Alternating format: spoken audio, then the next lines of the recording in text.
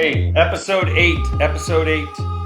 All right, welcome to episode 8, season 2 of Eat This, Drink That, with our food expert Ali Khan and our beverage expert Steve Greer. He's going to introduce us to something that I don't know about. So let's hear, Steve, what your Drink That is for today. So, we're going down a major rabbit hole with lots of tangents and oh my lots god! of... I don't. This is insane. This is like gonna be following the nuts. roots of some tree in Lord of the Rings. That's Yes. like, oh Yes, yeah, it is. that Yes, it tree. is. Oh shit, Frodo. It's a So- serious fucking tree. Frodo was drinking a certain kind of wine. I'll start with a Loser tangent drink. story that kind of express. This is a controversial topic, to say the least. The story, we were at an account in Carmel, by Monterey, in Northern California. I can't remember what we were showing. This is a job or two before, and we're showing wines. One of those wines came in a keg. Not natural per se, but it was just Like a keg. full-size keg or one of those Little small, like ponies. pony kegs? Ponies, you put it on tap, you're able Pony to... keg, yeah. It stays... The wines stay fresh. Wines on tap have been kind of a big thing in the last 5, well, maybe even 7 or 8 years. So anyway, there's this old-timer winemaker sitting at the bar who hears this and immediately switches to angry drunk guy and is furious about wines on tap. How he's a winemaker. That is artificial crap. It should be in a glass with a cork. And he just goes off. Mind you, none of this was solicited. We weren't tasting with him. We weren't even talking to him. So that reaction is the reaction you get from almost anyone outside of the natural wine world, because that's what we're going to talk about today, natural wine. And outside of the people that like to drink natural wine, you'll get reactions like that old guy, angry, unsolicited. Wow. That's You know what we're what? going Guy. to. I'm already down. Like, Yeah. I'm already down for some. If it solicits an unreasonable, angry reaction from what appears to be kind of an established school of thought, I'm into that a lot.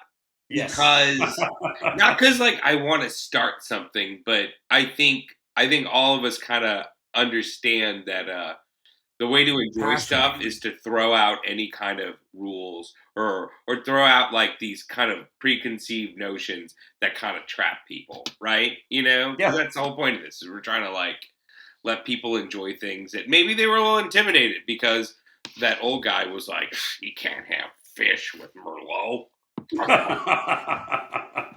Have you guys heard of natural wine at all? No, please school me on it. Ali has, but I have not. Give us the, You saying- I've just kind of heard it, but I don't know the actual definition. So give us the Webster's, give us the Merriam. So that's the funny part about this topic. I literally asked for a definition. The response was, that's the funny thing. That is not the definition.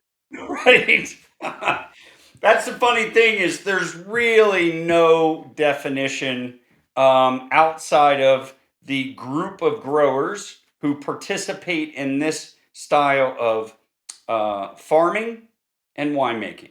But And do it's the group basically- of growers have some rules? Because if you don't, if I'm not getting rules, I'm going to turn into that angry guy who's like who's throwing bottles of Merlot at me for eating Unsolicited. salmon and having So, Merlot. So what it are the is- rules?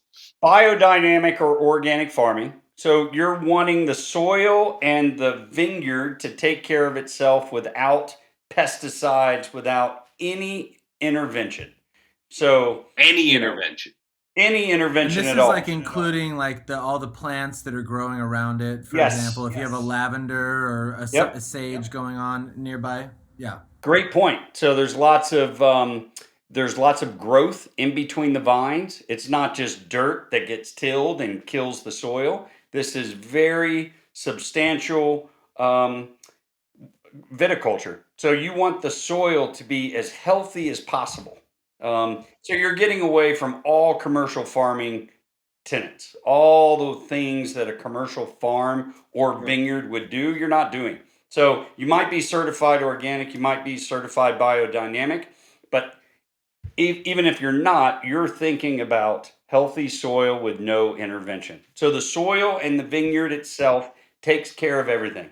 The pests, the water, all the stuff that you need for great So you growth. can't even water it? You have to like Yeah, wait for so the rain? yeah. So most people are doing they're not irrigating. But you're trying to get the vines to go really deep too to pull out from the water table. If it is farmed Yo, that correctly, I just planted a tree. By the way, this is how you know you're fucking 44 years old. Like part of my life now is like, how's my tree doing? Ah, water it once a week, and we totally yes. killed our old tree because whatever, we got this house and there wasn't Steve, a manual. is there regions that this really works better at than others? So, and by the way, I'm not going to have all the answers to your questions because this is a broad, broad subject that we're about to Sure. dive into. Okay. But I just happen to really like the wines. So, and let me finish the definition first. So you're farming correctly, you're biodynamic or organic, and then when you harvest, you're not doing anything. You're not adding cultivated yeast. You're not temperature controlled fermentations. You're not altering the path of the wine outside of crush the grapes, allow the yeast that's on the outside of the grape to do the fermentation. No, and ferment until it's dry. You might even ferment the whites on the skins and you get orange wine, which we'll dive into. Yeah. You might be using amphora concrete or amphora clay pots that are buried underground. You might be using concrete.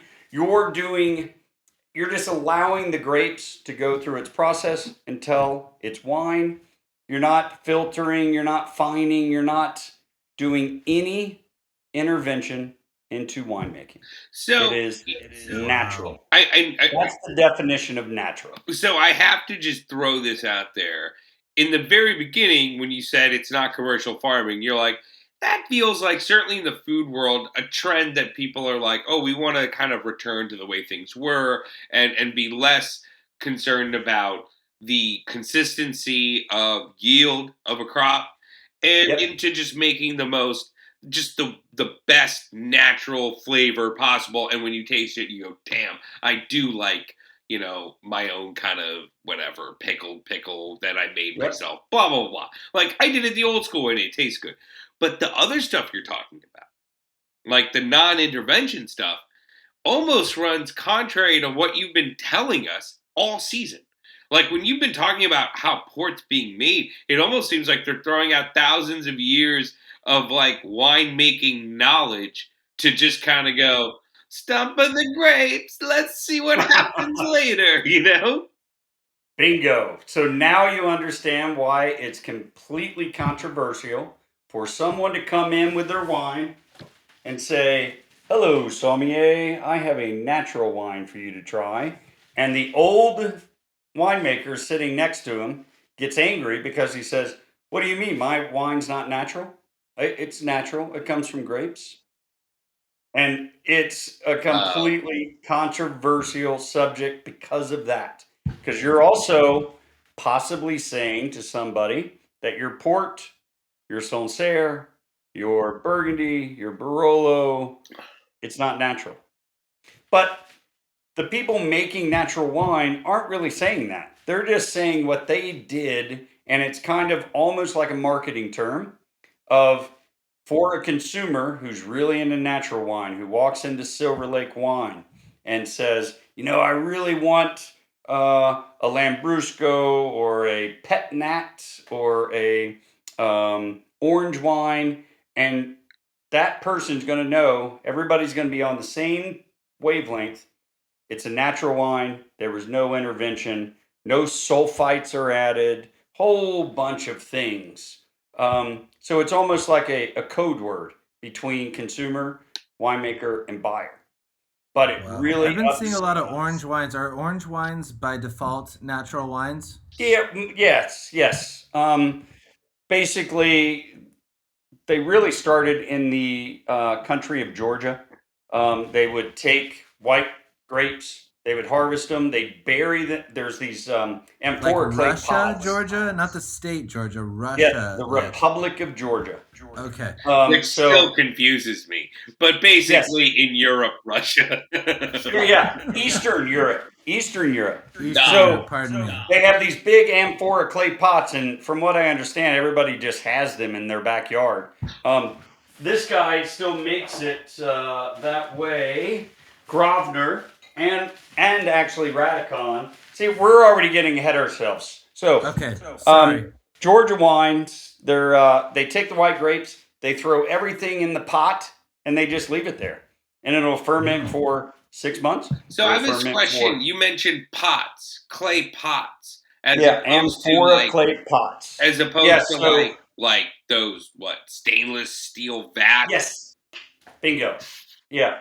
And stainless Wow. steel vats are temperature controlled, so you can dial in the flavors that are coming from fermentation. You can dial in the flavors that are coming because it's a colder ferment.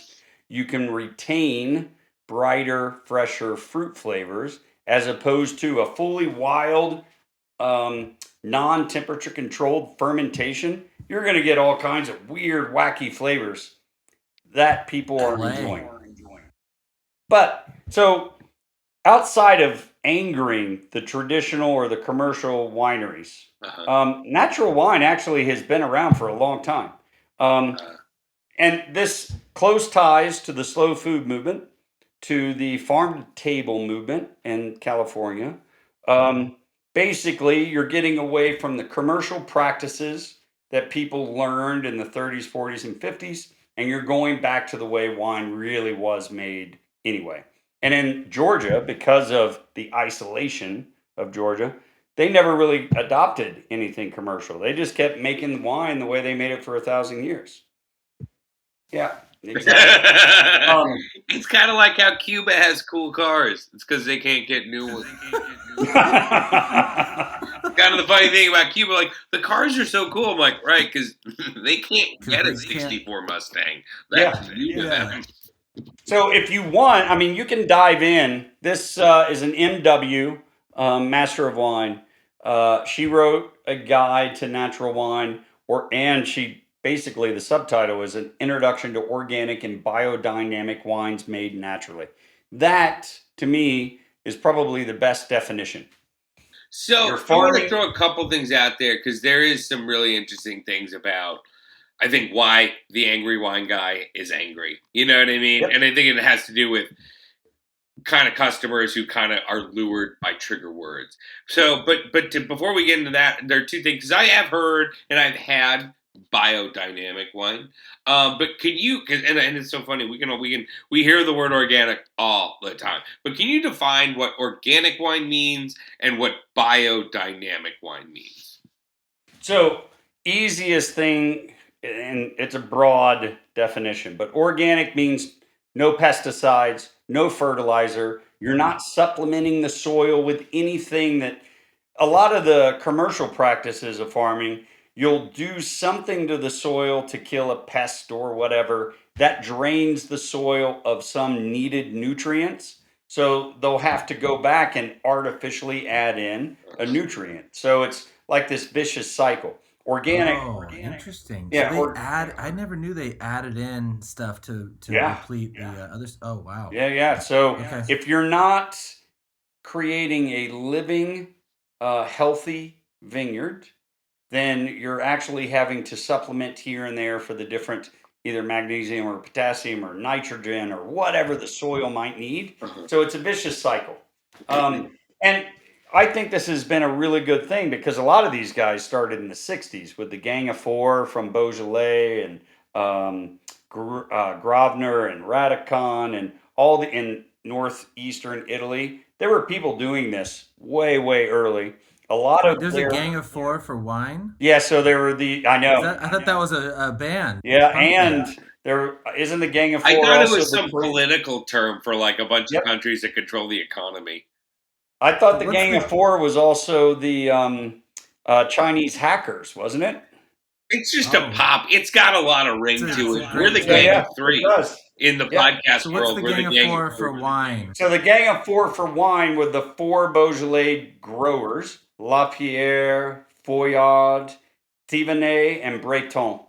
So, and all of them come from Kermit Lynch, who started importing a lot of these cool wines in, I want to say like 71 or 72. Mhm. Kermit Lynch was also tightly associated with um,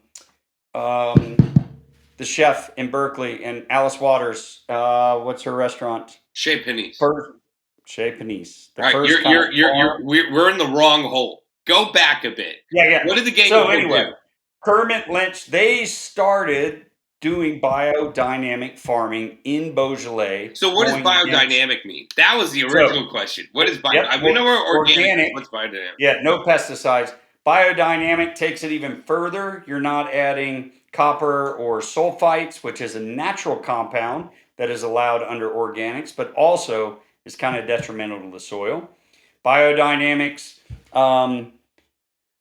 God, what's the best way to describe this? They also go a little far out for most people, and they kind of they do farming by the moon, and they will do What? cow horn. They will do horns of manure inside the soil to provide. Well, what They get does a little by the witchy. moon mean? What the hell is that? Like werewolf shit? No, no, they get a little witchy, and you can call I it. love how Yeah. he laughed at werewolf and then response was they get a little witchy. WTF? What does that mean? So it's such a broad topic. It's difficult to even really go down that biodynamic.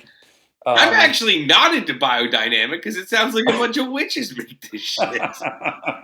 Witch. This is a But witch long hunt. story short, they're also taking the idea of the soil and the vineyard takes care of itself with all the the little bugs and the grasses and the weeds and Okay. all that stuff to another level because they're not adding anything to it. They're listening to the soil and Yeah, everything going on. for some reason it's like a quote more perfect ecosystem, right? That's what Yes, bingo. biodynamic is. Are they trying to grow other plants around it to sort of cultivate the Great point. insects and that, Great whatnot? point. So commercial farming is a mono farming method. So the only thing you're growing, it's a monocrop. You're only growing grapes. You're only growing corn. You're only growing And this. that obviously presents a whole sort of new problems. Yeah, because when each of those you're tapping the agricultural soil. yeah, it's ripping the soil of all the things that it needs because it went into the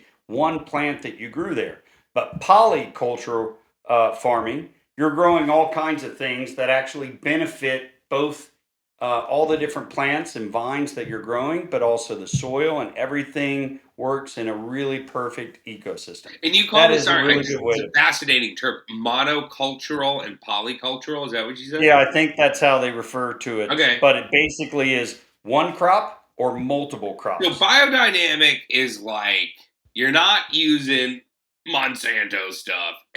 We've No, got that. that's organic. That's organic. You're getting away from But all it's that fertilizers. plus, right? I feel like Yes. biodynamic is this baseline of no pesticides, but then we're also going, well, let's make sure other things are growing as well. So it's a Mhm. polycultural. Yeah. And it doesn't just happen overnight either. I've talked to some farmers who are converted from from normal to organic or organic to biodynamic, and it takes years to get the soil back to where Wow. it should be. Interesting. So it's a work in progress, and then you have to stay on top of it. You can't just plant this stuff, walk away, and come back and harvest in the fall. I'm just going to say this, and selfishly, I'm going to go back to me and the tree that I water, right? But Yeah. I think, for some people who consume this stuff, they're kind of like, I really don't care about like some place over there and like whether the caterpillars like have a Sunday supper club. You know what I Right. mean? I'm trying to get my swag on. How much is my $12 plunk gonna cost me with this new label on it? But I will tell you this: when you jack things up, right? So in my house is a new build. There was a house already before here, and there was a beautiful magnolia tree, right? Right. So the new guy came, tore the house down, laid down new landscape, cool white rocks. And he put this cheap fabric underneath those rocks. And in the years since, people are like, what's up with this cheap crap here? I'm like, oh, they just built this house. They're trying to sell it. And they're like, here, let's just do this landscape in a hurry. Our magnolia tree, which was huge and old and beautiful, died, right? Over the course of 2-ish years, it died. And I mean, we don't know exactly, but because all that stuff got jacked up and it needs a ton of water, and all of a sudden you've got this plastic tarp that's now meant to keep out the weeds. And then this magnolia died. And it's been interesting, like planting this tree, watering it, putting my finger in the dirt. But when you I say all this because if you kind of don't care about the caterpillars, there is something about how this is connected to nature in order for it to work. Just try growing something. It's hard. Yes. Right. That's a really good way to put it. We are all connected, and that includes all the plants and all the trees, and everything is connected. Even if you or the other consumers and the mass consumers don't care about the caterpillars or the beetles or the weeds in a vineyard somewhere over in Georgia or Italy, there are a lot of people that do, and that number is growing. So, in the cities that we're all in, here in Denver, I think there's 2 natural wine shops. One that I went to supplement some of the wines that I needed. There's a natural wine importer here. The natural wine community as importers keeps growing. Before you had Louis Dresner, Rosenthal, Kermit Lynch, I think you could throw into that title. But now you have like Ginny and Francois selections out of New York. This whole movement really started in the wine bars in Paris. They started expecting naturally made wine from areas like the Loire Valley, which was very close. That's where one of the first guys to do it, Nicolas Joly, he was doing this a long time ago too. There were a lot of grandfathers to this movement. Just like with farm to table, everybody here is a foodie first and foremost. I don't even expect my restaurant to have to explain to me their farm to table. I expect them already to be farm to table. Yeah. I don't want, hopefully they're not buying vegetables from Brazil and Chile just because it's out of season here. I would expect their menu to be rotating, using local farmers. That's almost a no-brainer now. And some of these methods are starting to shift out into the commercial world where almost everybody is thinking about at least sustainability farming. So instead of full commercial farming with pesticides and herbicides and supplements and tilling the ground and killing everything underneath it, all the earthworms, all the mushrooms, everybody is at least starting to think of sustainability in the farming community and the growing community. So there's been a lot of benefits to this. So let me ask you this, because obviously look, how much does it cost for all this stuff? I feel like when I picture Biodynamic, I think about Smurf Village. Smurf Village was a place where, Smurf Village was like kind of like a utopia. Everything worked out.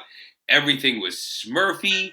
There was only one girl, which no one really talks about. But like everyone's like building stuff, making stuff. It's just harmonious. And I feel like that's the goal. That's what you want out of this biodynamic-y world. And let me add to this really quick. So Steve, are we talking the same traditional wine? Like, are we calling these natural wines Chardonnays, Merlots, Pinots? Does everything have the same names? Yeah. So some of them are using older grapes, like historical grapes that aren't a part of the most recognized varietals. What's a historical grape? So, Val de Guy.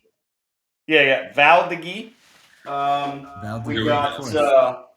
Saint Laurent, Dimming. Mission is a really big grape, and it's called. Never heard of called- Yeah, these. so basically historical means something you've never heard of. Yeah. Like these are old. So, But then they turn them into Pinot Grigio, or no. what's going You on? can't. You can't switch the varietal, but you can express the varietal you're using in a different way that you're going to enjoy.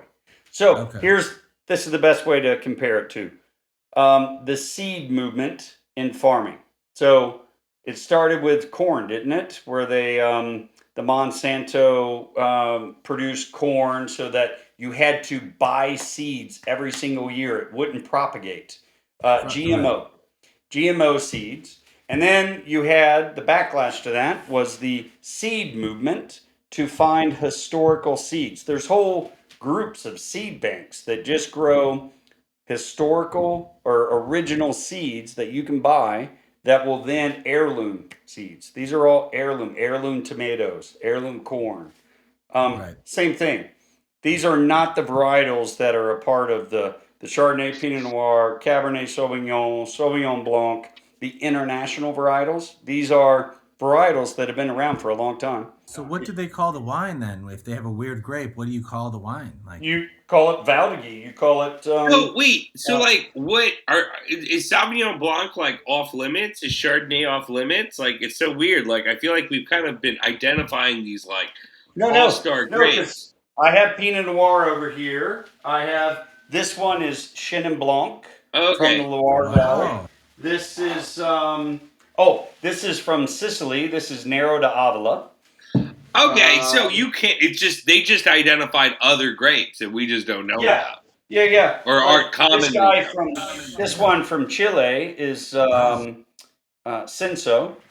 And it's kind of a trip, dude. It's like you didn't even know. You know what I mean? Seriously. Sangiovese. I have no idea. Yeah, this is Sangiovese, Montepulciano, and we've heard that term before. Yeah, there's a third grape. So that's a natural Sangiovese. Yeah. Wow. From Umbria. Cool. That's cool. Wait, this guy's great. I love this. I have two of these. I've been trying to get a vertical of this, but I only have two vintages. This is a Japanese winemaker and farmer who moved to the northern Rhone, bought a little bit of land. I don't even know if he has 10 acres of grapes. This is in Saint Joseph. He's growing Syrah and it produces it naturally. Whoa. And it's just called Vin de France because he doesn't follow any of the AOC rules. So is part of natural wine also just bringing back these like grapes lost in history, or just not part of a little, or in the case of Italy, there's over 400 varietals in Italy that are planted and they make wine out of. Wow. Some people say it's even more, but these are historical varietals that have been around forever, that the Italians have been growing and making wine of for centuries. Okay. So, but in the case of some of the geeky guys in Northern California, the Mission grape used to be a very important grape in California, kind of died and went away. And there have been people trying to bring that back. So that is a case of saving a varietal. But this is really about two things. Farming correctly and low intervention farming, no intervention winemaking. That is the part that I'm really trying to wrap my head around, because literally, especially compared to our last recording, learning about all the frickin' stuff that happens with port and sherry and being and it's like little yeast, little dab that yeast up in here and there, and like just an understanding how you create this amazing thing, and then just to kind of go, we're not doing that. Like basically, like we're not gonna make this. We're gonna let it happen on its own. Now, I will contend that sherry especially, but even port to a degree, depending on the producer, is natural wine because they're not really doing anything. They're growing the grapes. And in the case of sherry with a pheno, you better have very healthy vineyards and cellars because that floor, that yeast that jumps on top of the liquid in the barrels has to be very healthy to produce a But beautiful you're pheno. adding that yeast, though. No, that comes out of just the air. It comes naturally. Yeah. Oh, okay. Yeah. Oh, You're that's not why you're adding describing the anything. weather. Oh, I see. All right. Yes. Because Yeah, you yeah. kept bringing up like bacteria, and I just imagine some guy in a hazmat suit being like, Yeah, no. "Hold your No. breath. The Yeah. bacteria might get in you." Yeah. And they're leaving the skins on, Steve? Yes. The skins are left on? Yep. Okay. Yep. In case of some of the whites, not all of them. That's not a hard, fast rule. Orange wine and the popularity of orange wine has given the conception that almost all natural wine is orange wine. And that's not the case.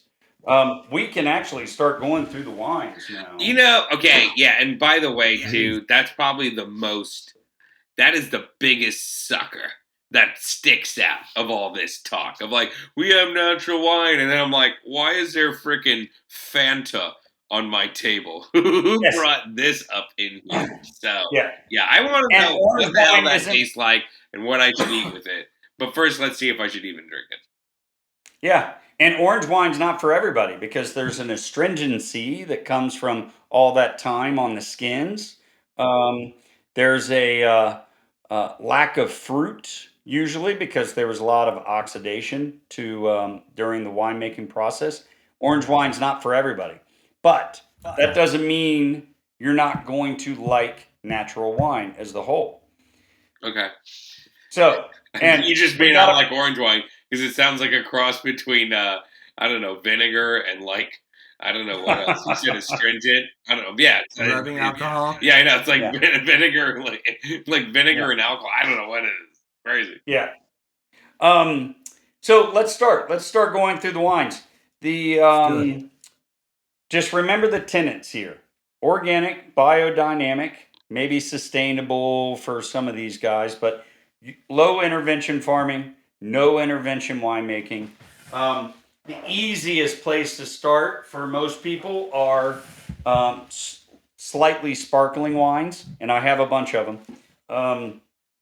Lambruscos tend to be so the slow food movement was just north of Emilia Romagna or Modena, so right dead center. This is the agricultural capital of Italy.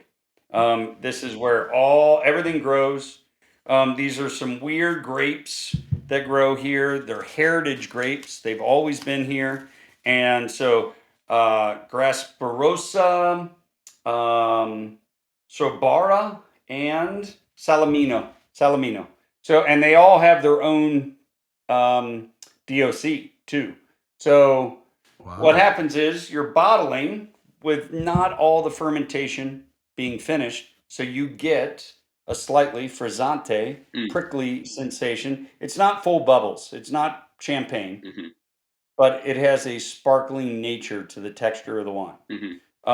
These are always, well, not always. The ones that I buy are dry, so everything is fermented out. You can get medium sweet and sweet Lambrusco.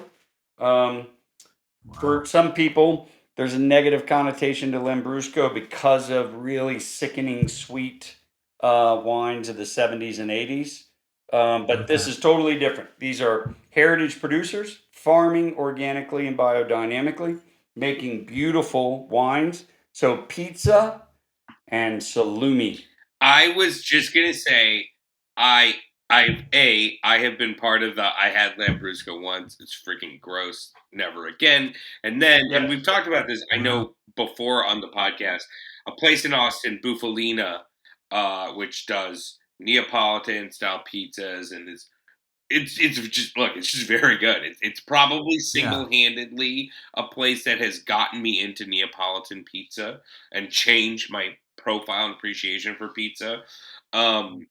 It started because the guy was a wine collector and he wanted a restaurant where you could enjoy his freaking super dope wines expensive, rare, whatever, without having it to be a once every 6 months or probably once a decade, or for some people once a lifetime dinner experience. I'm like, oh, I was there for Right. 3 hours and it was this and that and foam, and I was still hungry 3 hours later. It's like, look, you just want to come.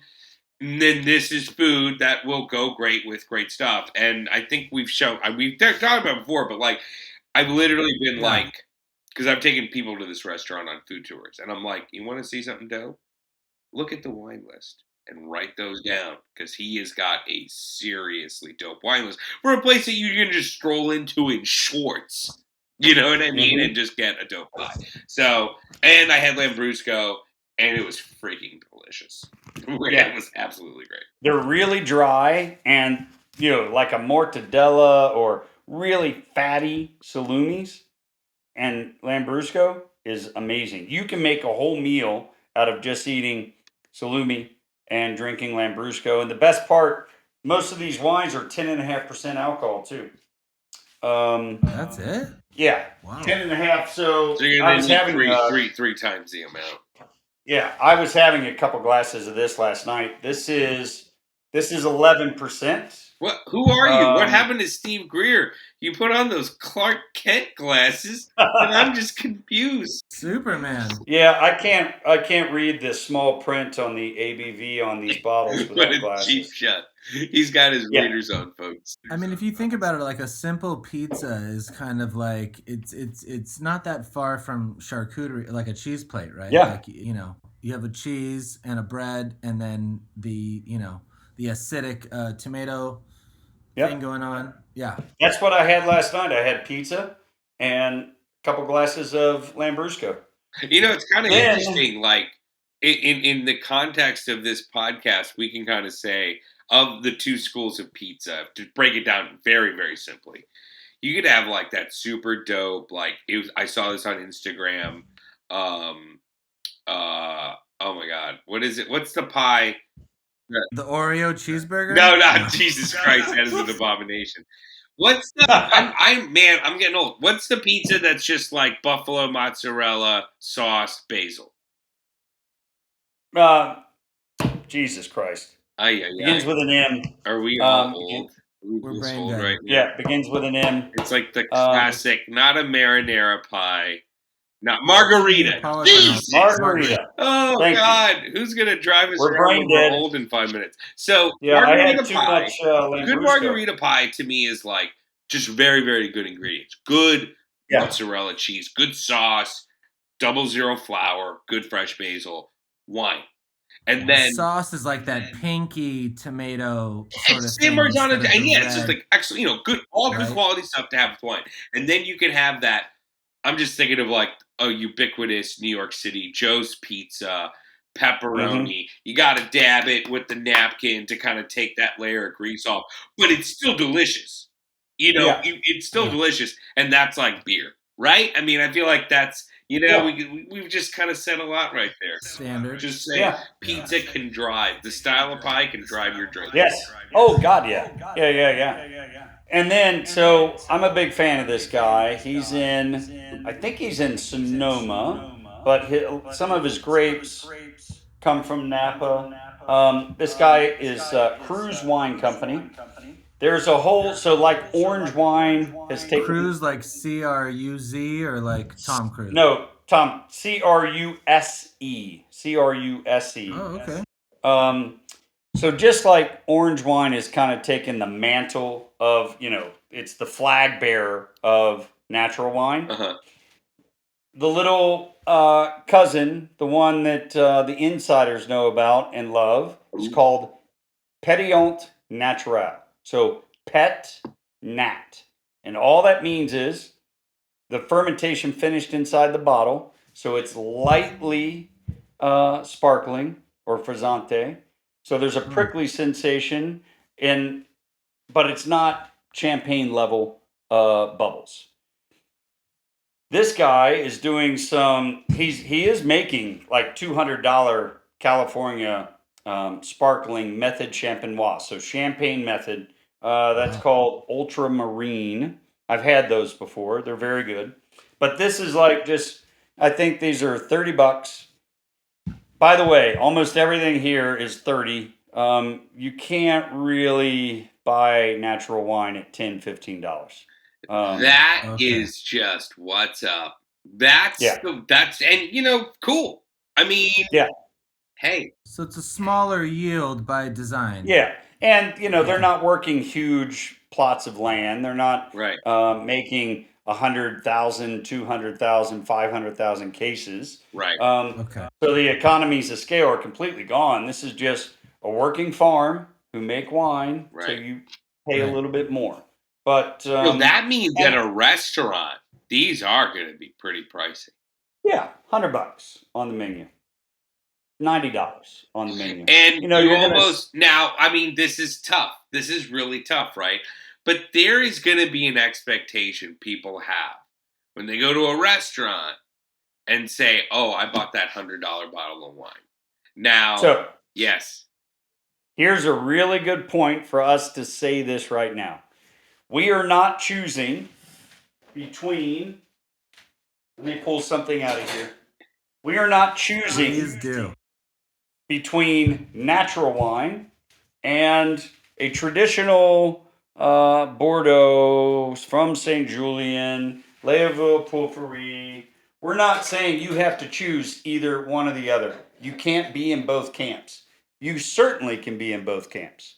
At a restaurant that is pouring and supporting natural wine producers, and matching those wines with the food they're serving, it's an experience that the person going there is going there for that reason. They're not going in and blindsided by some psalm bumbling over going, I have a St. Laurent Pet Nat for $30 a glass. You're going to drink it. Somebody already going there knows you're going to drink something different and cool to pair with their different and cool food. So yeah, I'm not choosing between natural wine and the rest of the wine world. I'm enjoying both, and you can enjoy both. okay. But in a So way, the you kind natural, of have to say to yourself, when you choose this direction, you're choosing. It's not like one tastes better than the other. You're going. Right. This is a world that you have to almost agree. You have to also say agree with. Because conversely, I would say this. I tell this to people when they go to like a high end butcher shop, right? Yeah. And you see how much those steaks cost. Like a great example, and this is kind of the Austin market price. I can go into the nice supermarket, get a New York strip, $20 a pound, right? Yeah. 20 Whole bucks. Foods. If Yeah. I went to Go to the the butcher. dope shop, that's local, whatever, it's 40. Now it's Yeah. going to carry over a few other extra bells and whistles. It's not like, oh, this cow's from frickin' blah blah blah, and this one's from Canada, Mexico, blah blah blah. You know what I mean? But Yeah. I usually tell people like, yeah, the other one tastes better. You just have to really say to yourself, do you want to spend that much more? You know what I mean? Right. Like I can't make you decide how you want to budget your life. You know what I mean? Right. You have to kind of make your decision on money on your own. But like, yeah, like the $40 cut, or I'd even say, well, get from the same steer, get a Denver cut steak, get a freaking Bavette, Yeah. better than the $20 New York strip.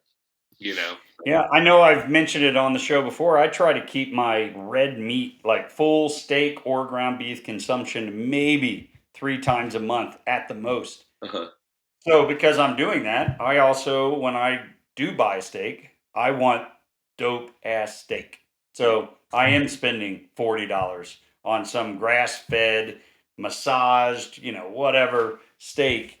You're also paying for the sustainability of the farming, the more natural harvesting of the animal. There's a lot of other things that you pay for in that circumstance. All right, so Similar I to think in both this. circumstances, I think it's fair to say when you choose this wine, you're choosing something that is about, just nature, the planet. It's kind of weird. It's like Yes. it's not save the whales, but you have to appreciate this cost isn't making anyone richer. They're not No. duping you out of your money and then going and Nope. smoking a big fat cigar with their heel Nope. on a bunch of day laborers. You know what I mean? No. This is No. Johnny Hippie in France Yeah. going, why can't I use Monsanto today? As he freaking has caterpillars chewing on his Berks. Yeah. Steve, I have a question about the bubbles. Would the bubbles that are occurring in the natural wines, is that like a Vino Verde style? Almost, but not. So a lot of Vino Verde is just fermented and bottled immediately. So the green wine, that's the name. You're Okay. not getting a lot of fermentation and a lot of bubbles. This has more bubbles than a Vino Where Verde. does that come from? Like what? Let's dumb it down. So Like, basically, I'm fascinated by this. if the yeast and the sugars are still in the liquid and yeast is still eating on the sugars, the byproduct is CO2 and energy and heat, but the byproduct is CO2. If that all occurs in the bottle and there's nowhere for the CO2 to escape to, it's going to produce bubbles inside that liquid, which is what's So they going just on. leave it because it's Yeah. natural wine. Yeah. Okay. And a lot, Wow. in some regions, that was the natural way of making sparkling wine is they would just put the juice in the bottle. They would finish the fermentation in that. So like with this Petnat, this is from Caneros in Sonoma, only 3,500 bottles of this. It's a grape from Austria called Saint Laurent. And I mean, I freaking love this wine. This wine is so much fun and light. There's What are we eating with this? you can have a range. Again, salumis and appetizers with this stuff really go well together. But you could still nosh on some chicken dishes, pork chops, anything a little more substantial. What is this I wine? would do. Honestly, I got so mesmerized of his endorsement that I was like, I gotta drink it. What is the name of the wine? Yeah. So this is called Cruise Wine Company. CRUSE. Yeah, CRUSE. It's sparkling. Dom Cruz. Yeah, Dom Oh Cruz. my god, that's our next meme on TikTok. Okay. So it's sparkling Saint Laurent, Laurent. Yeah. Petiole Naturale. This is the 2020 vintage. Yeah, this is I bought 2 of these. I did a 6-pack from the winery. I only got 1 of these left. I love that So Saint like Laurent. a carnivorous squirrel. Yeah. This one's really cool. This is the obscure grape that's making a comeback in California. It's called Valdegi. There's a larger. My sister was in Ohio, had a wine from this larger producer. I can't remember who. Let's say it's Rodney Strong. It's something like that. It's a big winemaker who makes this weird little one-off called from the grape Valdegi. They must have found some, or the winemaker just likes playing with it. And she's like, Steve, I just had this wine. It was amazing. I never heard of this grape.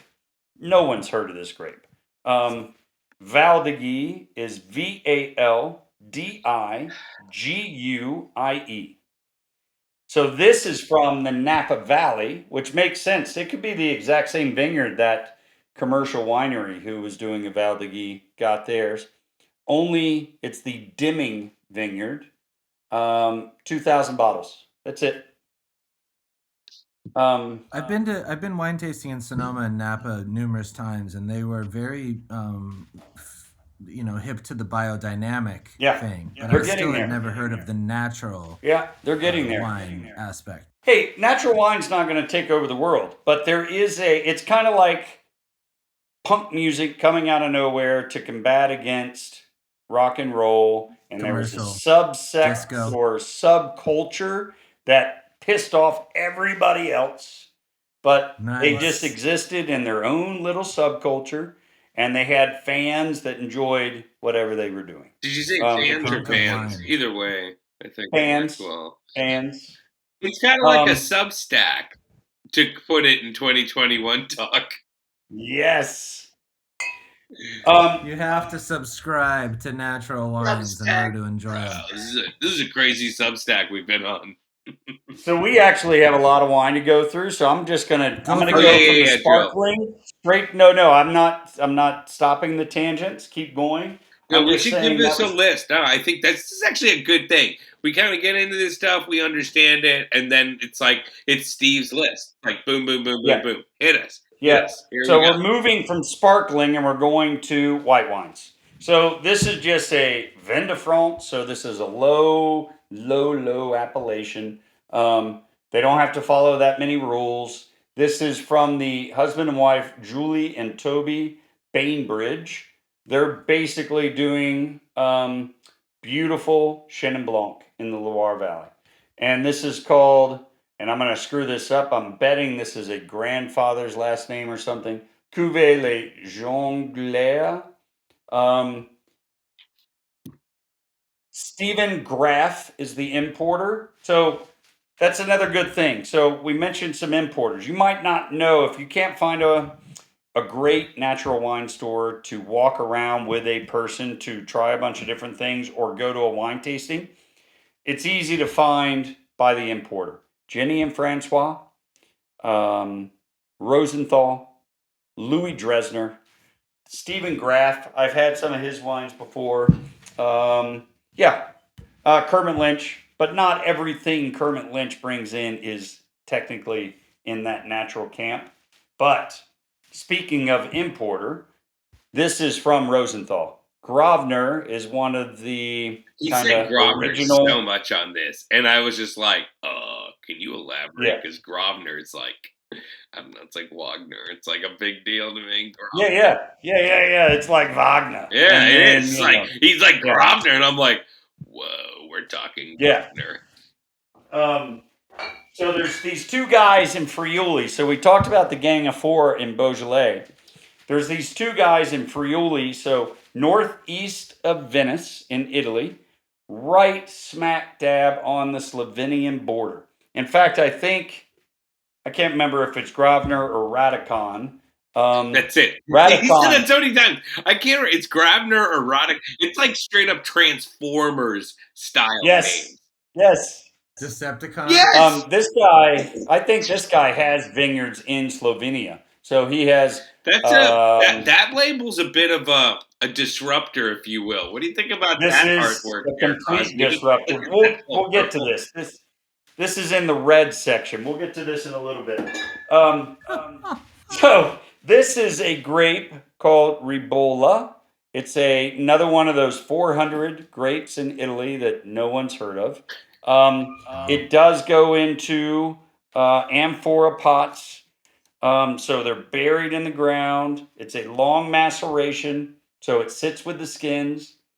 It sits in wild yeast, no temperature control. It takes like 5 months for the fermentation to even happen and finish. Then it's racked off and it goes into, I think it stays in oak a little bit, or the clay pot without the skins. Yeah, I was like, oh no, no, no, clay No, pot no. because it's Yeah, hold on. natural. Yeah, but this goes into large old oak for 6 years. That's BS. That's not natural. Throw it out. 2010. This is 2010 vintage. White wine. Wow. Is that fair though? I feel like you're not supposed to put it in that barrel.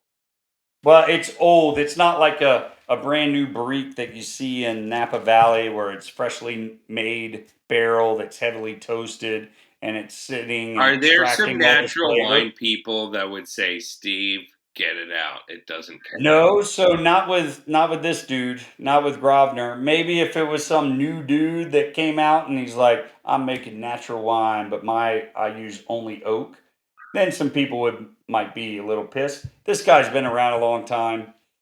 He's got street cred in the natural world, and most likely there's a Fair lot of enough. people who started making natural wine because of him, or Radicon, or Lapierre, or Foyard from Decepticons Beaujolais. retreat! It's Radicon! I'm just going to make this note now. When we do a post for this, we're going to make a meme. It's going to be Paul Rudd from My Idiot Brother. And it's going to be like Yes, natural wine. Deal with it, bro. You know you're right. Yeah, I've seen them. I've seen them at the restaurants. It'll be natural. I mean, when I scout them, natural wine, orange wine. Yep. That's. I bet Suerte is a huge natural wine bar. I'm only going to go on a limb. So the problem with Suerte, or at least maybe it's Is that Austin? Yeah, place? Yeah. dude, it's. I featured it on Best Thing I Ever Ate because they do a Suadero taco, but his Suadero is actually brisket, and he just adds. Here's the thing. He adds way more shit to it than just salsa. You know what I mean? Like he adds like this thing called black magic oil, which I'm pretty sure has fish sauce. It's got like dried chilies and oil, so almost like a salsa bacha. It's just got he builds a lot of flavors to it. And I mean, Suerte is a slick restaurant. It would be like Malo on steroids, to use in LA. Like, I remember when Malo came out and you're like, this is cool, but it's like taco zones around the corner. I'm trying to understand both these worlds, and I just love a fucking taco truck, taco stand. At the same time, like, and he has a full menu, and there are a lot of tasty, delicious things. But those fucking tacos are kind of the best. They are good. I got this Suadero spot in East LA next to my rehearsal room. Really? It's insane. It's 7th Street in Soto, and it's at a car wash. Oh. And it's... I think I may have gone to that car wash. I think so too. Have. Yeah, because it was cheap. Yeah. It was like a freaking... It's cheap. It's $1 tacos. Yeah. And they're one of the rare spots that actually has Suadero. And yeah, it's like a mile from my spot. So there's still only $1? I thought they were up to $2 in LA now. Still crazy. Well, not this spot. Well, not that. Yeah, I feel like that would be like. Yeah, I don't know where else I've never found Suadero anywhere else. I mean, you can find Cabeza or Tripa. I had it at Tacos. Did you ever go to Taco Zone?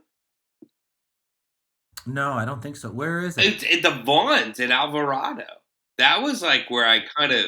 Oh yeah. Of course, that's so trendy, Ollie. Well, I mean, I will say this. Yes, of course, because it's in friggin' Silver Lake. But what was funny was when I first started to go to Taco Zone in 06, 07, I would go to Silver Lake Wine and have the wine tasting, and then go get Cabeza tacos. And literally, I was like, oh my God, this is how I can eat beef cheek. I was having wine and beef cheek, which is essentially a fine dining experience, but I was having it for a fucking $12, $15 tasting for like 3 respectable pours. If I did 2 of those tastings, I'd be like, let's get a burrito too. You know what I mean? Know. Like, Boyle Heights is very special. It's like it's a rabbit hole of just uniqueness and like it's an amazing place. You're going to see as cool as Silver Lake and Echo Park is, like, like you just find a woman like on her front porch, like with like one of those circular grease pans. Sorry, Syrah. Yeah, dude. That's what's up. Yeah. Oh my God. Like, I miss LA. Yeah. It's not safe. I wouldn't recommend it to anyone. Like, like you're risking your life, but like like, I mean, you are, but so's every other customer. I mean, it's just, I think streetwise and whatever, you know. Yeah, no, of course. I'm joking around, of course. Yeah. The Suadero in Boyle Heights is no, but that pan you're talking about, the Choricera, is so that's like the place that I actually went to last night, and like the guy basically introduced his Choricera to like Austin. I actually have one in my garage. Nice. I just haven't used it yet because it's a lot. It's like, here's this giant metal thing. I'm gonna dump a crap ton of lard, probably 2 buckets, and then just be like, hey, it'd be like, hey, I'm just gonna go on a fried chicken bender. You know what I mean? It's a lot. Bender is what it is, because like, I would rehearse or whatever, and then like you just drive down like a dark street. There's no lights on, and then you see like a woman or a man cooking in the dark, and you're like, I'm getting dinner there. It's like the best. There is a place I go to at First and Beaudry, by the food. It was basically right next to a Food for Less in East LA. So I would just go from when I lived downtown over the bridge. And I did a taco tour where I went there and then I went back into downtown and went to 2 other spots. And I remember when you start with the choricera, basically when you go to the other tacos, they taste like salad because those are so drenched, bro. I mean, call it what it is. It is dark meat, deep fried chicken. And then you go to kookaroo. You know what I mean? You're like, oh, it's grilled. I can taste the sauce. Like, whatever, dude. I had freaking bone-in chicken thigh cooked in lard. Yeah. Kookaroo. You know what I mean? The way it used not to be. the same shit. Not the same shit. Okay, we're back. Where are we at with the Okay, wines? so let's. Oh, I forgot to mention a couple things. I don't know if you can notice, but a lot of these wines are bottle cap, just a straight bottle cap like a beer. So you got to these drink are the whole thing. Yeah, well, no, you can still use that vacuum system. Okay, come on. By design, the winemaker, unless you're in bed with vacuum because we know Yes. Steve is. These are 11% alcohol. So Steve in the vacuum. these are only 11% alcohol. I mean, you're going to be able to crush this, and you aren't even going to really feel it. Are there bubbles? Yeah, these are the bubble ones. I failed to mention the bottle cap stuff. The Chenin Blanc is bottle cap. We got 2 rosés that are coming up, bottle cap. And one last I've point. never seen that ever. That's Trip, huh? like so new to this. Gruner Veltliner from Austria. They'll come in liter bottles with bottle caps, and you just crush it. That They're is amazing. a good. You want to talk about tailgate drinking? Gruner. Yeah. You want to talk about Yeah. I'm brunching like for 3.5 hours? Gruner Veltliner. Gruner. Yeah. I forgot to mention too on this Gravner. He's back. Lightly orange wine, which he hates the term. It's either Radicon or Gravner that hates the word orange. He's like, no, it's just the wine that I made. It's amber in color. This is not. They get really upset. Gravner, dude. I love how Gravner's like, it's not orange, it's amber. Like, but this thing is so substantial that you could have this with a pork loin dish, and it's okay, cool. Keep hitting yeah. us with these wines and what to eat with it, because that'll kind of keep me focused. Now we're going. So we left sparkling, Lambrusco, and whites. We're going into rosé. All right. And I have a particular affinity for a lot of these wines. If I were to give a definition of what I felt like natural wine was when you're drinking it, it's transparent, light, and pretty. So these wines are not heavy. They're not overtly one flavor. They're not monotone. These are just ethereal would be a fun witch word to use. Ethereal. But let's start with this one. This is from Sicily. I mean, you talk about upsetting some winemaker in Carmel. If you are a natural winemaker in Sicily, I'm sure those old Italian winemakers are gonna just be pissed. So they voted for Mussolini. Yeah, Uncle Junior. Yeah, this woman, Alessandro Viola, is making a Nero d'Avola Rosato. It's slightly cloudy. I can see it through the glass, so there's no filtration whatsoever. This is the definition of a weird wine for me, I'll tell you right now. It's cloudy with a chance of risotto. Okay. Yes. Here we go. And funky. So you're getting that transparency, but you're getting an underlying funk. Mushroom. And when I mean funk, it could be just mushroomy, herbaceous, to almost dirty. Hippie, dirty. Nothing wets my whistle than a crisp rosé with hints of mushroom and dirty towel. Are we leaving the remnants in the wine? Are we not pouring the full thing out? Or no. The sediment's fine for you to drink. You just pour and drink this. This is crushable too. I love this little wine. Nera de Avola has that licorice red fruit thing that goes on that I like. Yeah. It's almost like a toned down Syrah, Nera de Avola. There can be moments where it can almost get to a rubbery, asphalty side if it's over Oh my god. extracted and overmade. But You crossed into freaking Psalm word world. Rubbery? We're talking Rubbery. about something you drink.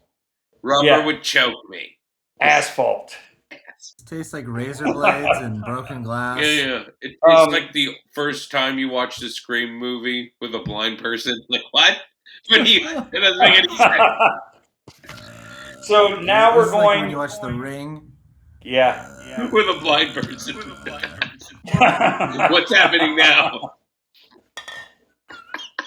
So now we're going to Austria for both of these wines, Rosé of Pinot Noir. So we're back to about as comfortable of an understanding of what's in the bottle as you could get. These rosés are tough for me because I've had a tough time with rosados and I've had a tough time with Pinot Noir rosés. This is a weird world. You're weird. Yeah. This is weird. And the words you're using are weird. I'm weirded out. Yeah. So this is actually on the Hungarian-Austrian border. Sounds like we're going to war. It does. It really does. Yes. Yeah. The Austrian-Hungarian border. Pinot Noir. Yeah. Boom. We're all dead. Cannons. Blitzkrieg. Biodynamic certified. The biodynamic certification is DETMA, and you'll see that on the label. And if you don't, throw that bottle in the Psalm's face. It's out of there. DEMETER. That's the biodynamic certification. This also has just a little underlying funk, but there's plenty of pretty floral cherry. Mushroom and dirty water. Yeah. So, okay. By the way, I'm going to put, hang on. This is a rosé. It's Pinot Noir. I'm a Provence guy, like it light and crisp. How does this compare? And then what on earth am I having with this to really make me appreciate it? Because there's going to be a food that's going to unlock the pleasure of that. Pork? What's going on here? Yeah. Chicken dishes, game birds, pheasant. Oh, and a lot of these things you can really start diving into the game. Wild boar with that Grosvenor or the Radicon that's coming up. I love boar. I love wild game, to be very honest. It's kind of funny you said that, and maybe because I have to either try an orange wine. I have to try something biodynamic, especially with this episode coming out. Restaurant that actually probably has this, Daidue, right up the street from me. They have a wild boar semita ahogada, so the Mexican French dip sandwich, but with and it's it's feral hog. So the wild boar here, there's feral hogs are huge in Texas. They're a problem. They're a nuisance. Yeah. So they encourage people. Basically, they're like, everyone kill these fucking things because they ravage. They destroy forests. You want to talk about an environment wrecker? Pigs. Wild pigs. They're eating the plants. Dude, these motherfuckers eat trees and it's crazy. So it's a thing where it's like, I'm not a hunter myself, but this is a good reason to be like, let's eat this fucker. It's a hunt. You know what I mean? I just found a store for you in Austin. It's it was a restaurant that served natural wine that just opened a retail shop. It's called Salt and Thyme. Yeah, that's where I get my steaks, yo. That's okay. Dude, yeah. And they have a top 5 burger. In fact, their burger was the best burger I had in 5 years when I had it at the end of 2019. No way.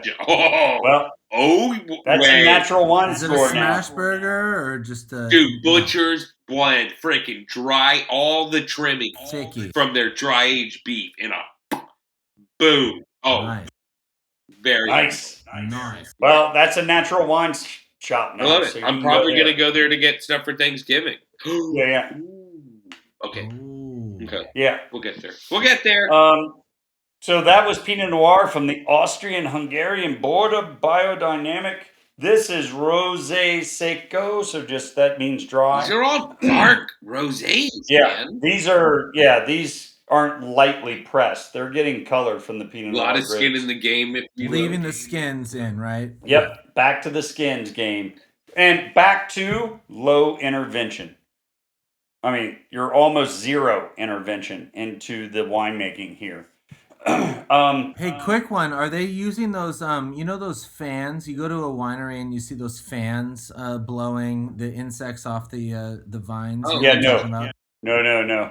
That's Yeah. not happening. And they wouldn't be doing any. So you have to be extra clean when you're making natural wine, but you're also not going to go out of your way to get rid of the ambient stuff in the air that's going to help you know what's fermentation. so rad That's about so that? interesting. Like, you just say, "Hey, here's a fan, dude. Just this little fan." Like in Austin, like we'll have not just like big, super huge, monstrous fans just to run air circulation, but a good fan will keep the flies away. And you're like, "Hey, I'm just trying to stay cool. It's just a fan. Yeah. It's just a fan." Yep. But then, as soon as you ask that, Crosby, and Steve's like, "No, no, no, no." All of a sudden, I had an image of this fan, and you look down, and there's the pole, and then there's this soot-covered, steel worker from Pittsburgh in the early 20th century, just like shoving coal in some fire, and you're like, no, that's actually regular. It starts off as a fan, and then this guy like covered in grime who's like, "I want to buy a Ford as soon as I die from this job. I'm gonna black lung worker, working that fan." Okay, no fan. So this is Biokult from Austria. It's in the Burgenland of Austria. It's Pinot Noir.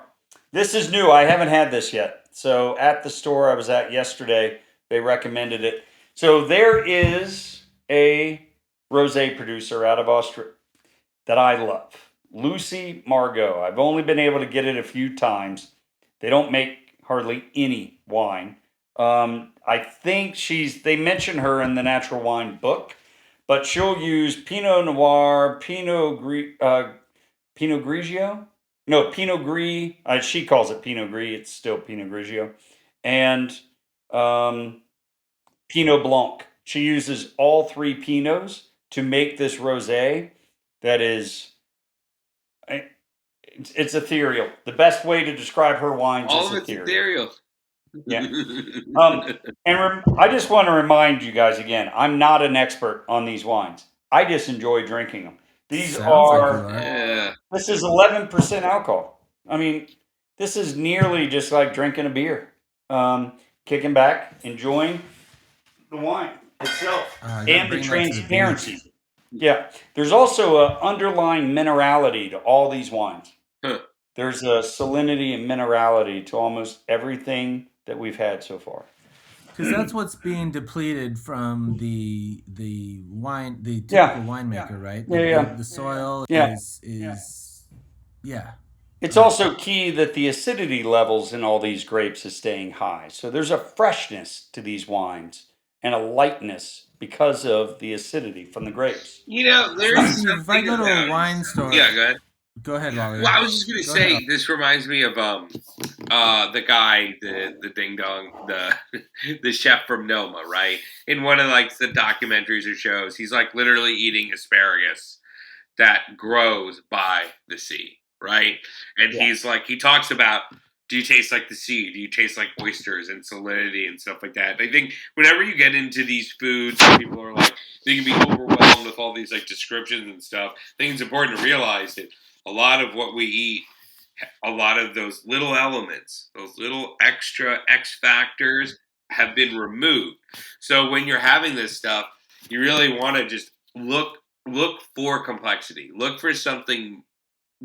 Think about what's been missing, so you can really appreciate it. Because I think there's a lot of experiences with food and drink that kind of hit you over the head, and then there's that rest. That I think that's the beauty of what this stuff is. But you have to kind of be ready to appreciate that. Be ready to taste the sea in an asparagus. That's a really good point. None of these wines are monotoned at all. There's complexity, without really having to do anything. The complexity is coming from almost doing nothing. So it's coming from the earth, the vine, the grape, all talking with some yeast influence from the native yeast, all the other ambient things that are in the air, that you're getting complexity all in a natural way. I hate using that term in that sentence, but it seemed fitting. You get plenty of complexity in bigger wines. So Bordeaux and Burgundies and Champagnes but that complexity takes time. For a Bordeaux, you're not going to get the Interesting. overt complexity for 10, 20 years after sitting in bottle. This stuff, because it's so light and fresh and airy, low alcohol, you're getting that complexity pretty much right out of the Now box. I'm curious about the reds. Keep going. This is very cool. Okay. Yeah. So now we're going to go. So before we get to the big heavy hitters, we're going to do. This guy's from Chile, Pedro Parra. He really made his name for two reasons. He's fully biodynamic. He's a farming guru. He's really into soils. He's consulted all over the world. He also, in the Bio region of Chile, Itata, he's growing old vine Cinsault, which is a weird grape from France that no one uses. He does. And he does single varietal bottlings. This is, I think, it doesn't say the age. So this is dry farmed. This is quartz and granite soil. I can't remember how old the vines are. The vines on this are really old, either 40 or 60 years of age. What I didn't expect, it took me a while to even find Pedro Parra because I've read about him for years. I looked for his wines, finally found it, bought 3 bottles. What I didn't expect was how powerful these wines were. These are rich, dense wines with still, you're getting that transparent complexity. But I was surprised how rich. Is that a and red? dense it was. Yeah, it's red. Yeah. Yeah, it's Pedro Parro. It's the hub. He has a whole bunch of different wines. It's a Tata 2017. I'm saving this last bottle. I'm not even going to touch. He made 524 bottles of this wine. That's it. I'm saving this for a while. I want to see Where'd what you this find wine it? does. Denver or LA? Huh? I found this. I had to go down. Actually, High Times in Orange County had it. Okay. Yeah. OC, what Yeah, up? and they're not really a natural wine place. Yeah, no, I asked you about that place, but that's a good wine spot. Yeah, it's a great wine yeah, they have store. a little basement, and yeah, Yeah. it's a nice spot. So I'm gonna save this. I'm gonna try to wait for another 4 or 5 years for this wine. I want to see what it does with some age because I was really surprised by the denseness of this wine. Are you gonna have With some? natural wine, what's the aging thing? Are we opening them quickly? Are we aging them? What's going on So with natural wines? very good segue. Most of this stuff I just drink right away upon release. But I happen to have one bottle of this left. He's like, Let me preface this. I was collecting this wine for a while because I fell in love with it maybe around 09, 2010. I started buying a bottle of every vintage. I accidentally, so a friend of mine wanted to buy some of my wines, some stuff that I really wasn't drinking. Somehow I stupidly did not notice I put one of the vintages of this wine in there, the '06. It is Palo Baya. He's also kind of a hero in the natural wine world. where is this from? This is Umbria. Okay. So right south of Florence, right in the middle of Italy. It's called San Valentino. He has a bunch of different wines. I had an '06 and an '07 and an '08. My friend sends a text and he's like, "Did I get this wine from you? It sucks." And it was the '06. And I'm like, God damn it. How did I how I don't even know how I gave this wine to him. It is not his style at all. These are not so that Pedro Parra was dense and it had some substance Right. to it. This is not substance. This is light, weird cedar, tobacco. There is some red fruit in here, but it is seriously complex as soon as you on release, and it becomes something else with age. This is the '07. So this is already 14 years since the vintage. I probably will open this next year. It sounds This astringent. is Do you think it'll be smooth when you open it next no, year? no. That's the other thing. So it's not astringent. You said like tobacco. I just feel like, it's just gonna bite me, you know? Yeah. And This it sounds is like the other guy delicate. said so much. He's like, this one is fine close. Oh, he hated it. He absolutely hated it. And I'm Are like, we come decanting on. this for like 4 to 8 hours, or No, no, you can pretty much open this. You know what? There's a lot of underlying flavors of an aged Bordeaux in this wine. So dried flowers, dried herbs, maybe some mushroom, but still very pretty red fruit. It's still delicate, but there's depth of flavor and complexity of flavor. So you still have to think of those things in context.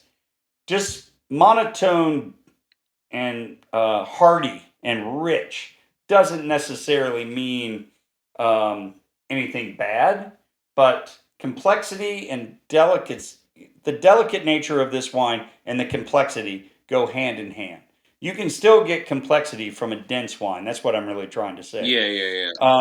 This just happens to be on the other side. This is light.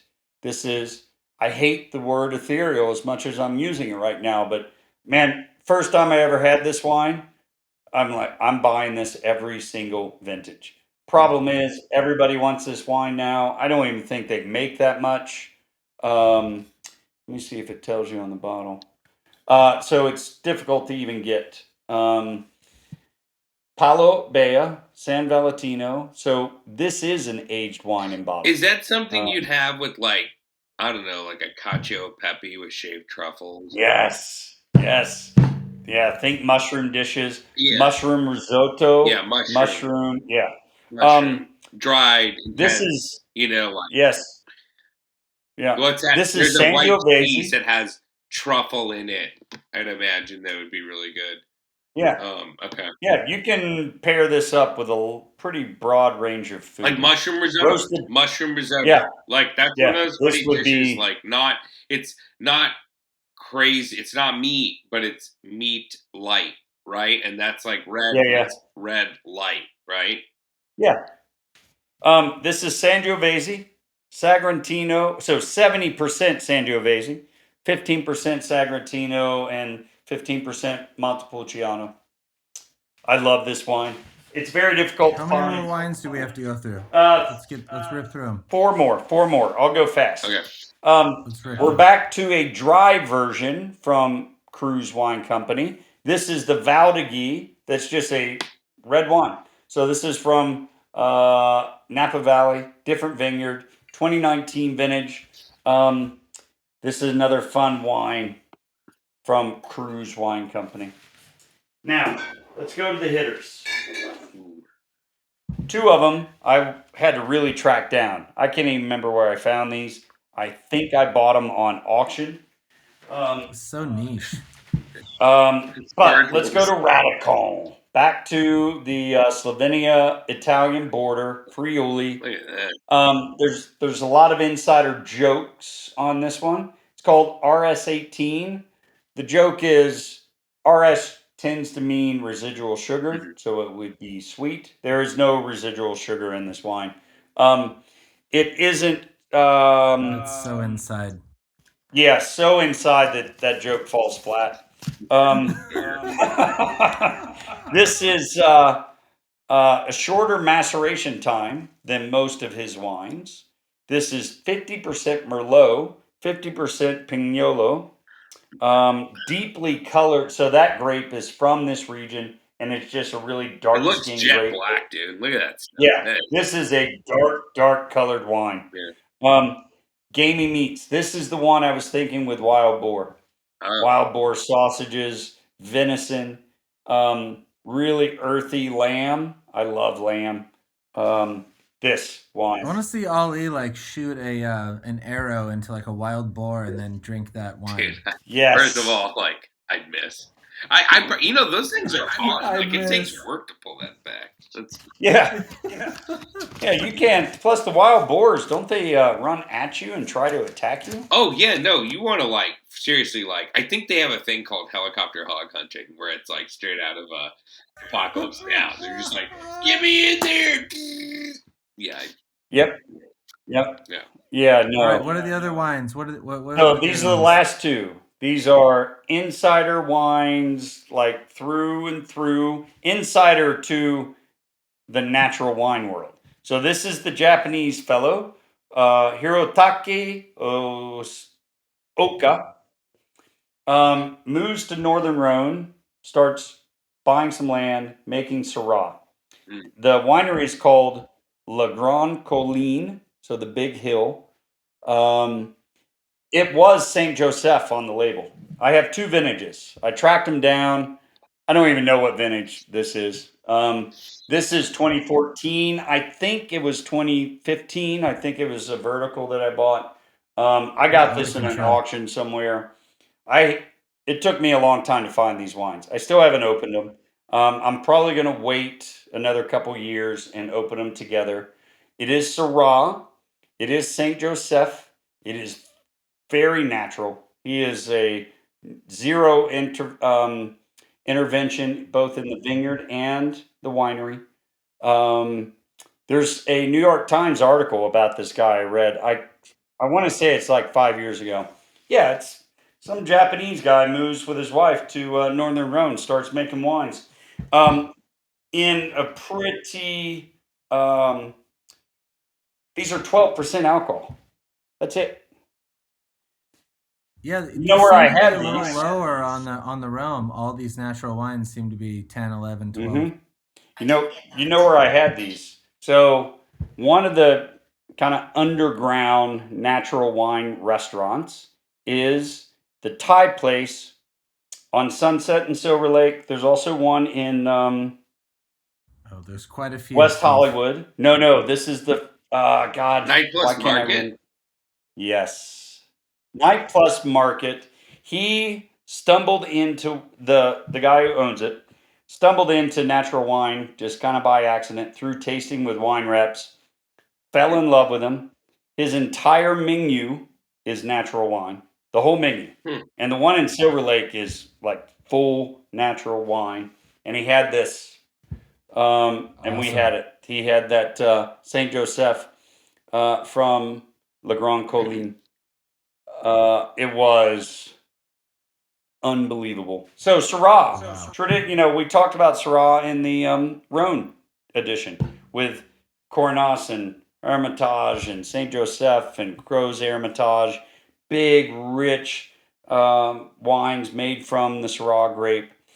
This is still Syrah. You still get some of that underlying violet floral note and red and purple and black fruits, but it's light. It's not quite as muscular and big and dense as the other wines from this region. It's the best way to Cool. describe it.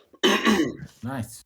The other thing about, and that's it for the wines. The other thing about these wines is you have to do a lot of tasting.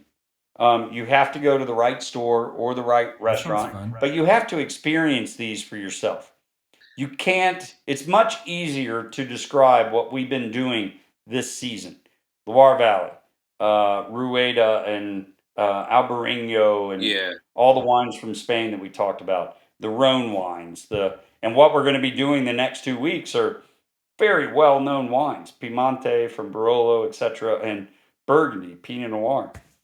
Um, I can describe those to people, and they're going to have a basic understanding of what it's going to taste like. You have to experience these wines for yourself. It They're strikes me not that like there's a anything you've learning curve. Like, you're just not gonna had. like necessarily like. I don't want to say not like it right away, but not get it right away because it's just Hmm. not going to be the way you've been exploring wine tastes because of Yeah, the different methods or lack yeah. And thereof. I don't like every natural wine that I've had, um, but I also don't like every traditional wine that I've ever had. So it's the same thing. It's just this is a different set of wines that you have to dive into. And you might not like them at all. Some people might be like, well, this was horrible and I hate them. I'm gonna be like that old guy in Carmel. We should sneak in a natural wine at our Thanksgiving or Christmas dinners. Just sneak one in with the family. Yes. See what people think. Here, let me ask you this as the parting thought, because this is going to be a big deal, like to dive into this world. What would be a good natural wine to kind of get your feet wet with? That hopefully doesn't taste like feet, because you brought up some weird things. So a pet nat is a really great entry point. So PET-NAT. Like the cruise you mentioned. Yes, bingo. Or a rosato, a rosé. Those are your nice entry points. You don't have to do a Pinot Noir one. You can do the excuse me, the Nero d'Avola. Okay.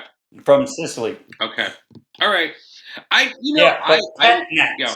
nats. I was at Austin Food and Wine, and once again, still warm enough in Austin where you're like, hey, let's have whites and rosés. I went to town on sparkling rosés, champagnes, sparkling wines. It's so fun, and like I feel like because they're light, you're kind of like, whatever, this tastes kind of interesting. You're not stuck with the glass, and maybe you're like, ooh, this blows. Like if you're stuck with a red Merlot that's like just hitting you weird, you know what I mean? You're like, how do I get through this? You know what I mean? You're like, you don't want to like dump it, especially if it costs you $16. But I might try the pet nat. Always, I can get through a bottle. Pop the top. Go hit Salt and Thyme. Go to the wine shop. It's probably right next door. Ask for a pet it's inside the... it's literally... It's all there. I mean, it is so close to me. That's where I go for... I'll splurge for my ribs there. I'm just making... They have these tomahawk pork chops. They call them Slayer chops. Yes. They are... I mean... huge. I was thinking about pork the whole time, honestly. I was like thinking about pork. Dude, they have pork that's like you want. If I had to kind of tell people like, oh, do I have to buy like organically, or I would say go get yourself a really good piece of pork from like the local farmer or whatever. I feel like pork is biodynamic. By design. Well, it can and it can't. You know what I mean? You're getting the old Johnny Tyson's dollar. One parting thought on this. Well, two, actually. Yes. This is going to be our longest episode, I think. That's what we said last. Yeah. And two, longer. The release date of this, for the Instagram, we are going to do an Instagram live for releasing this one. Okay. We're all going to get one natural wine. Okay. And we're going to taste through these together on an Instagram live and talk about it. I think that's super Let's fair. do it. I think we're going to need some cheese to get through it, I think. Some cheese or something. I think you'll be surprised. I think you either a Lambrusco or a pet nat, and you're going to be like, but that's where I think I